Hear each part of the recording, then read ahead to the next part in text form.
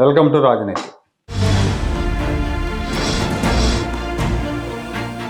రాజకీయాల్లో రాణించాలంటే ప్రజలకు అందుబాటులో ఉండాలి, ప్రజల సమస్యలు పరిష్కరిస్తుండాలి, ప్రజల అభిమానాన్ని చూరగొనాలి, అలాగే ప్రజల నమ్మకాన్ని కూడా పొందాలి. ప్రజలకు నమ్మకం కలిగించేలా ఆ నాయకుడి పనితీరు ఉండాలి.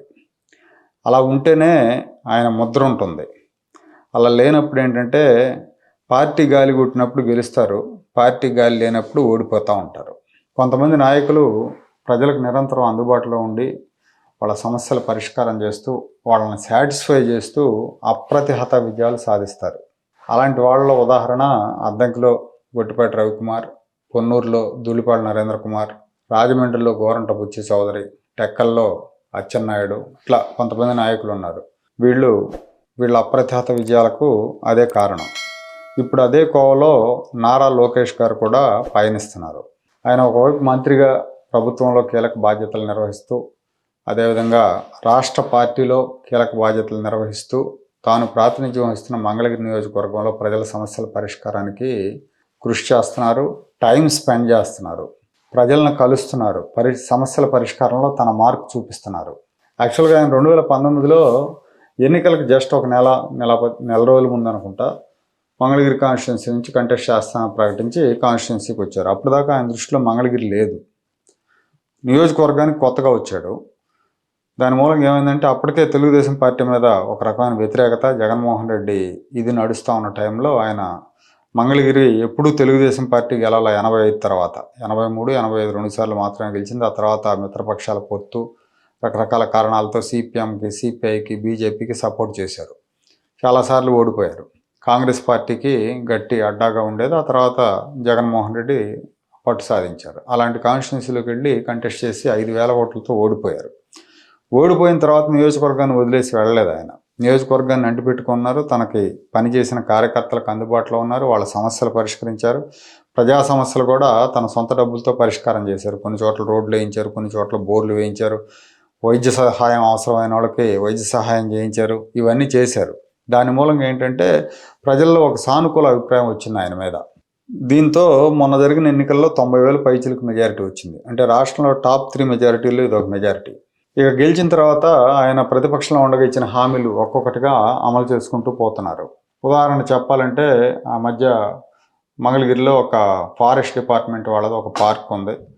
ఆ పార్క్లో ఎంట్రీ ఫీజు ఉంటుంది. ఎన్నికల ప్రచారంలో వాళ్ళంతా కూడా వాకర్స్ ఎంట్రీ ఫీజు తీసేయండి మాకు, మీరు గెలిస్తే అని అడిగితే దానికి ఆయన ఓకే గ్రీన్ చేస్తామని చెప్పారు.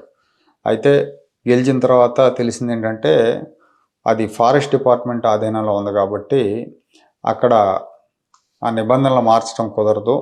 ఈ ఫీజు ఏదైతే ఉందో దాన్ని ఆ పార్క్ డెవలప్మెంట్ కోసం వాడతారని తెలిసింది. దాంతో ఆయన ఏం చేశారంటే తన సొంత డబ్బులు, ఆ పార్క్కి వాకర్స్ ద్వారా వచ్చే ఆదాయం ఎంతో తెలుసుకొని సంవత్సరానికి 5 లక్షలు 6 లక్షలు ఎంతో 10 లక్షలు ఉంటుంది కదా, ఆ అమౌంట్ని తన వ్యక్తిగత నిధులతో దాన్ని భర్తీ చేశారు.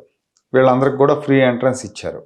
అది చాలా మంచి, ఎందుకంటే ప్రజల ఆరోగ్యానికి సంబంధించిన విషయం కూడా. వాకింగ్ అనేది ఎకో పార్క్, అది చాలా బాగుంటుంది.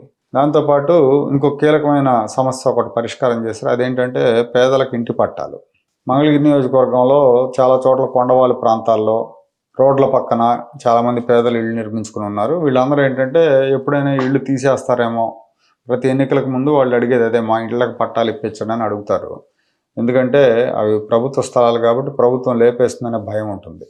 అలాంటి వాళ్ళందరూ కూడా మొన్న ఎన్నికలకు ముందు హామీ ఇచ్చారు, మీ అందరికి ఇళ్ల పట్టాలు 1 year లోపు ఇస్తానని. 1 year గడవకుండానే, 10 నెలలు కూడా అవ్వకుండానే అందరికి కూడా ఇళ్ల పట్టాల పంపిణీ కార్యక్రమం మనం మొదలుపెట్టారు.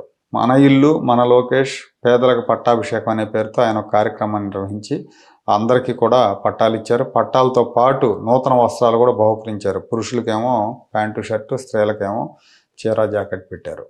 546 కుటుంబాలకి పట్టాలు ఇచ్చారు. 2వ విడతలో ఇంకా కొంతమందికి ఇస్తారని చెప్తున్నారు. సో ఇది ఒక మంచి, దీని మూలంగా ఆయనకు మంచి పేరు వచ్చింది. చాలామంది అంటే ఇప్పటివరకు లోకేష్ అంటే పైనుంచి ఊడిపడ్డాడు, పెద్దవాళ్ళ లీడరు, మాకు అందుబాటులో ఉండడనే ఒక అభిప్రాయం పేదలకు ఉండేది. ఆ అభిప్రాయాన్ని చెరిపేశారు ఆయన. లోకేష్ గారు 10 నెలల్లోనే మాకు పట్టాలు ఇచ్చారు. ధన్యవాదాలు సార్. 20 ఏళ్ల నుంచి ఉంటున్నాం ఆ ఇంట్లో, మాకు ఇప్పుడు పట్టాలు వచ్చినాయి. లోకేష్ గారికి చాలా శుభాకాంక్షలు చెప్తున్నాం. నుంచి కళ ఇది ఇవాళ నెరవేరింది మాకు సార్ గారు. 20 సంవత్సరాల నుంచి పట్టాలు రాలేదు మాకు. ఇవాళ లోకేష్ గారు రాగానే సంవత్సరం అని చెప్పారు. 10 నెలల్లోనే మాకు పట్టా చేతికి అందించారు. ఇలాంటి నాయకుడు మళ్ళీ కావాలి మనకి. అలాగే నియోజకవర్గంలో మొత్తం దెబ్బతిన్న రోడ్లన్నింటిని కూడా బాగు చేయించారు. కొన్ని చోట్ల కొత్త రోడ్లు వేశారు, కొన్ని రోడ్లకు రిపేర్లు చేయించారు. ఇది కాకుండా మంగళగిరి నుంచి తెనాలకి 4 లైన్ రోడ్డు శాంక్షన్ చేయించారు. ఆ 4 లైన్ రోడ్డు వర్క్స్ కూడా జరుగుతున్నాయి. మంగళగిరిలో 100 పడకల ఆసుపత్రికి ఏప్రిల్ 12 శంకుస్థాపన చేయబోతున్నారు. అలాగే under ground drainage, under ground cables, under ground electricity, under ground gas ఇవన్నీ కూడా ఏర్పాటు చేస్తామని చెప్పారు. మంగళగిరిలో చేనేత కమ్యూనిటీ ఎక్కువ ఉంటుంది కాబట్టి చేనేత కమ్యూనిటీకి అవసరమైన అధునాతన పరికరాలు అందించడంలో, అలాగే వాళ్ళకి శిక్షణ, మార్కెటింగ్ ఏర్పాట్లు కూడా ఆయన చాలా శ్రద్ధతో చేస్తూ ఉన్నారు. అంటే మొత్తంగా ఎన్నికలకు ముందు ప్రతిపక్షంలో ఉన్నప్పుడు ఆయన ఏమైతే హామీలు ఇచ్చారో అవన్నీ కూడా ఈ 5 ఏళ్లలో కంప్లీట్గా పూర్తి చేయాలి. ఈ హామీలు ఇచ్చినవే కాకుండా ఇంకా మంగళగిరి నియోజకవర్గాన్ని అన్ని రంగాల్లో ముందుకు తీసుకెళ్లాలనే పట్టుదలతో ఆయన పనిచేస్తూ ఉన్నారు. ఒకవైపు ప్రభుత్వంలో మంత్రిగా, అలాగే పార్టీలో సీనియర్ నాయకుడిగా తీరికలేని కార్యక్రమాలతో ఉన్నా కూడా కాన్స్టిట్యున్సీకి సమయాన్ని కేటాయిస్తున్నారు. మంగళగిరి చరిత్రలో నిలిచిపోయే విధంగా ఆయన పనితీరు ఉంది.